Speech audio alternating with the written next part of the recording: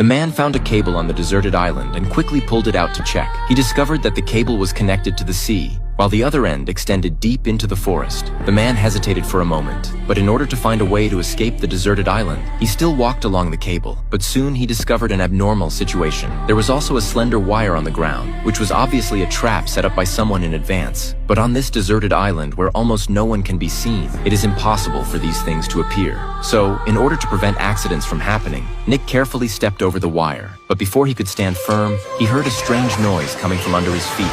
A rope appeared in the surrounding bushes and kept tightening, and Nick was lifted up. The violent impact almost made Nick faint, and he quickly pulled out the branch that had pierced his thigh. But in the end, he was still knocked out by the pain and didn't wake up again until it was dark. Looking at the dark environment around him, Nick felt as if something nearby was staring at him. Sure enough, before he could react, Nick's rope was cut off and he fell directly to the ground. He only saw a blurry figure and then fell into a coma again. He don't know how long it took, but Nick finally woke up, but he was tied to the bed and the voice of a woman kept coming from his ear. This left Nick very puzzled, and he quickly explained that he was a survivor of the plane crash and came here just to search for a signal that had been launched for 16 years. After learning about Nick's intentions, the woman gradually calmed down. She stated that she was a researcher stranded on a deserted island due to an unfortunate storm while on a mission at sea. Although they have been sending distress signals to the outside world for 16 years, they have never received a response. Afterwards, strange things happened one after another on the island, and her teammate unfortunately died. At this point,